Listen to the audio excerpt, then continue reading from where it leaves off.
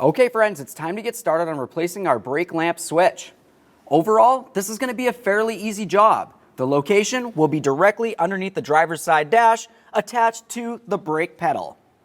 Now as you follow the brake pedal rod up, you're going to find a wiring connector that's directly attached to the switch. Go ahead and squeeze on the little tab that's located on the passenger side of it and remove the wiring. Once you have it off of there, it's a good idea to go ahead and take a peek at that electrical connector. If you see any funny colors, it's corrosion, and that would need to be dealt with. We'll set it aside. Now the next thing we're going to do is come over here to this yellow connector. We're just going to go ahead and grab onto that and carefully pull it down out of here. That's essentially the locking device for this. We'll go ahead and set this aside because we will be reusing it. Now the next thing you want to do is reach up along the driver's side of the switch. Looking at that, you're going to find that you have a shaft coming from the brake pedal rod, goes straight through the switch. And on the far side, the driver's side that is, there's a little clip. Go ahead and grab onto that and lift it straight up and out of the area. To get this off of here, I'll use some long nose pliers. All right, there's that clip. Go ahead and set that aside. Thank you. Now once you have the clip off of there, you can grab onto this. Generally, you can just give it a little wiggle and slide it right off. If for some reason it does not want to slide off, you can carefully try prying on it with something such as a small screwdriver. There we are. That releases the brake pedal from the rod. Now we can make our way. We'll go ahead and pull this down. Looking at it, you can see that it still has wiring attached to it. Go ahead and grab onto that and pull it right off.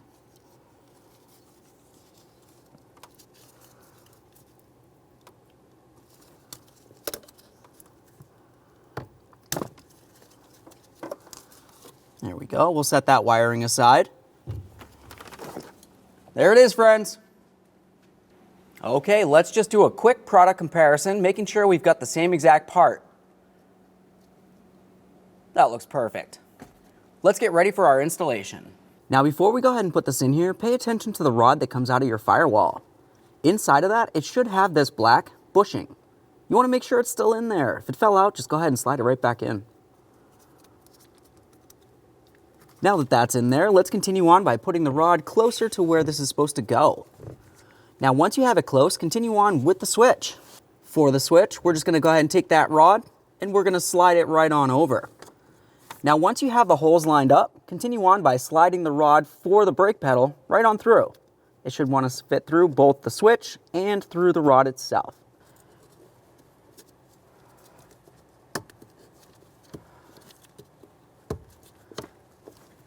There we are. At this point I have it in there. I'm going to give it a little wiggle to make sure it feels as though it's secured in place. It's supposed to move around, but if it falls right out, more than likely it's not sitting on there properly. Now let's continue on with our neon clip. We're going to take this and we're going to slide it through the rod from the top down through the bottom.